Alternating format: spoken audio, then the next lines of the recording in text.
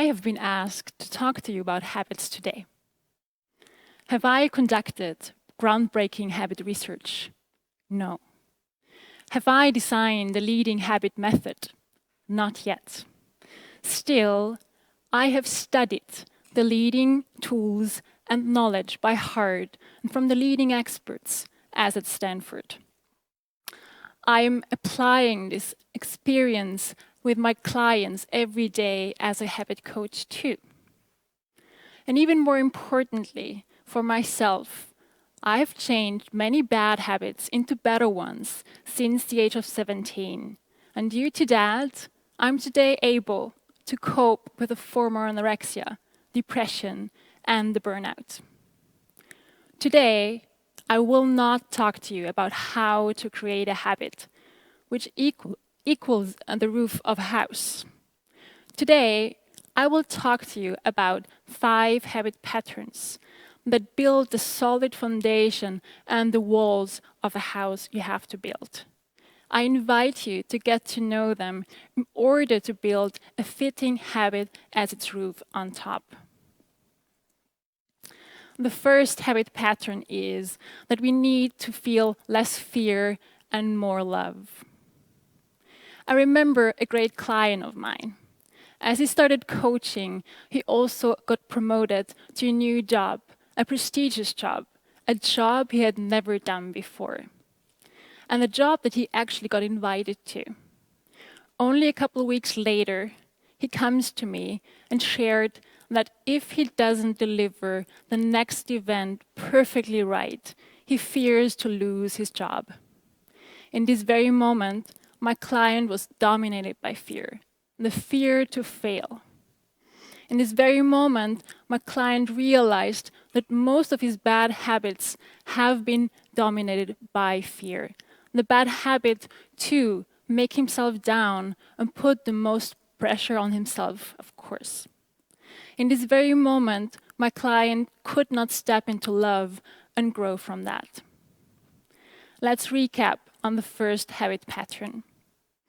Our emotions are the solid foundation of our habits.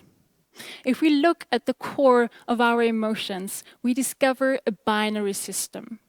Not the binary system of 0 and 1, but the binary system of fear and love. If we go deeper, we see that actually fear has many, many siblings, like anger, shame, or insecurity. They push us through life. If we look at love instead, love has siblings like empathy, curiosity, and passion. They pull us through life. Still, due to the evolution of our human brain, most of our emotions come from fear. The fear to fail, the fear to be not good enough. Latest neuroscience also shows that 4 out of 5 times we tend to think negatively instead of positively. Also, my great coach, Shazad Shamin, a neuroscientist and the author of Positive Intelligence, trained me the 3-to-1 ratio, which says that we have to think 3 times positive in order to balance out 1 negative thought. Hence, I invite you to go deep with your emotions and become more mentally fit. The second habit pattern might be a bit provocative, as it says we need less physical habits and more mental habits. I remember another client of mine. She is a single entrepreneur and a passionate mother. And due to that, she's always on the run. One day, she comes to me and shares that she doesn't feel good in her body anymore and that she wants to lose weight. As we sat down to dig into it, she discovered that she's sitting too much. She also discovered that she's eating too fatty food. As she learned about this, she was happy and she wanted to stop these bad habits right away. But I wasn't. I wanted her to detect something that actually was the core to change. I wanted her to detect the negative emotions that bring her to that. As we looked into it, she discovered that she feels guilty. guilty towards her children that if she takes more break throughout her day, she would cut down on the quality time with them. She also discovered that she feels insecure and she thinks she's not good enough. And whenever she does that, she opens up a package of chips. Let's look into and recap the second habit pattern. Yes, we need to stop our physical bad habits. This is what we mostly aim to do. But by that, we blank out completely our bad mental habits. And we need to stop them first. Why? Our bad mental habits start with fear. And this fear is supported by anger, shame, insecurity. Once this fear forms into thoughts, it's mostly the reason for a bad physical habit too. Like, after I feel insecure and feel I'm not good enough, I open up a package of chips. This can be a very important learning. It might be hurtful, but it is one of the door openers to change. Let's go on to the third habit pattern, which says we need less judgment and, no surprise, more empathy. I remember another client of mine, actually the one that you learned about, the one with the prestigious new job. I wanted to figure out with him what drove him to fear that he will lose his job. And after thinking about that, he came up with ideas like he felt that he's not good enough. He felt that he should know better by now. He felt that he should be faster. Then he went silent, only coming back and sharing sadly that he felt that he's the only one that stands in his way. Let's recap the third habit pattern. We only have learned to harshly judge ourselves. And by that, be really, really brutal to ourselves, showing little self-empathy. We have not learned or unlearned since we are children to go into empathy and speak from love, especially when times are rough. Fear tends to mislead us. Fear gets supported by other negative emotions like shame, anger, or insecurity. Researchers have found out something fantastic in the last 20 years. They have discovered that certain trees show empathy. Certain trees are able to communicate to each other, and by that, they take care upon each other, especially upon the weaker ones. Isn't that an amazing time to learn from nature again? Still, also, my mentor, Shazad Shamin, regularly reminds me of this. If we enter a plane, the steward picks the mic and instructs us, "Dear ladies and gentlemen, in the case of an emergency and the drop of oxygen in the cabin, please put the oxygen mask on yourself first before you help others." Dear ladies and gentlemen, I invite you too to put the oxygen mask for self-empathy on yourself first before you help others, especially if you're a leader, a change maker, or a parent. Let's move on to the fourth habit pattern, which says we need less goals and more intentions. I remember another client of mine. She recently got promoted to a team leading position in a fast-paced consulting company. She felt restless and stressed even before. Why? She always put the most pressure on herself by putting the bar to success very high. Still, one day she comes to me and says she intends to make a lunch break for 20 minutes every day.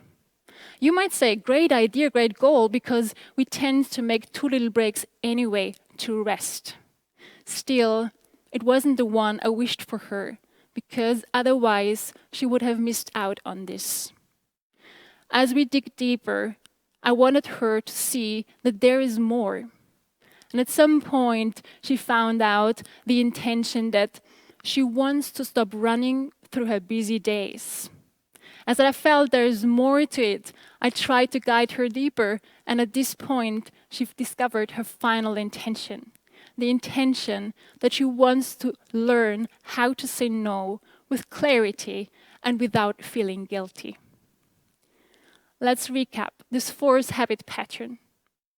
We only have learned to set smart goals, and by that, we miss out on needed intentions. Goals that are specific and can be measured are too little in dimension. This dimension is important as it leads to change, and we need intentions to initiate change. Intentions paint you the bigger picture of the behavior you wish to have. They build the why and they are the crutch you can lean on when behavior change feels hard. This again is a door opener for your personal change. Let's continue to the fifth and final habit pattern. We need to focus less on the extrovert and more on the introvert. After recording a podcast, the host and I sat down and kept on chatting. He admitted that he got triggered by one of my statements. The statement saying that I think that most of us don't know how to take care of their temperament. He started laughing and shares with me that he loves big events. He loves to go on the stage and to cheer the crowd up. Still, the first thing he does when he gets off stage is to hide for 10 minutes in a quiet place in order to find peace again. He also admitted in this very moment that this feels like an instinct to him, and that going on stage might not be his nature. Still, his passion and his curiosity pulls him on stage. But, obviously, he has trained himself into an extrovert's entertainer's shoes. Let's recap this fifth and final habit pattern. Most of us put themselves into an extrovert's shoes even though they're introverts at heart. If we think about that, that hurts. And actually, scientists can only estimate how many of us are introverts. They believe it's 30 to 50%. In your team of 10, this is 3 to 5 people. In your family of 4, this is 1 to 2. It's very important for us to find out where on the spectrum from introvert to extrovert we land on, as Susan Cain says so nicely in her books. Why? Our society and economy has been designed to educate and entertain extroverts. Due to that, we have a constant stimulation with words, sounds, and pictures. Due to that, we have a full agenda and we are always on to something. And due to that, many people, me included, that are introverts, are overstimulated. And this overstimulation stops us from focusing, stops us to go into something with a good energy, and potentially even takes the joy of what we do. The challenge I see is that most of us are not aware on which end of the spectrum they land on. Even more importantly, many of us knowingly put themselves into an extrovert's shoes. Why? They have learned to do so, or they feel pressured to do so. Even more importantly is to find out that if we go into the extrovert's shoes, we push ourselves over limits of energy and limits of comfort. And this leads us to exhaustion and overwhelm. It might be hard and hurtful to discover that you're an introvert, but this is the only way to come to a healthy identity and good habits. If there's nothing else I can leave you with today, these are my 3 takeaways for you. It's wrong that you have no time. It's true that you have bad habits that take your time. It's time to charge your batteries for self-empathy. This will pull you towards your self-being, your better well-being. This will pull you towards healthier relationships with your team, your clients, your family. And this will pull you to an even better performance, and especially at peak times when you feel stressed, angry, or insecure. Lastly, to feel better, you need support, as you need a crutch with a broken leg. So ask for support from the very start and stay curious together in order to go into things besides only staying lonely and overwhelmed. Thank you and good luck.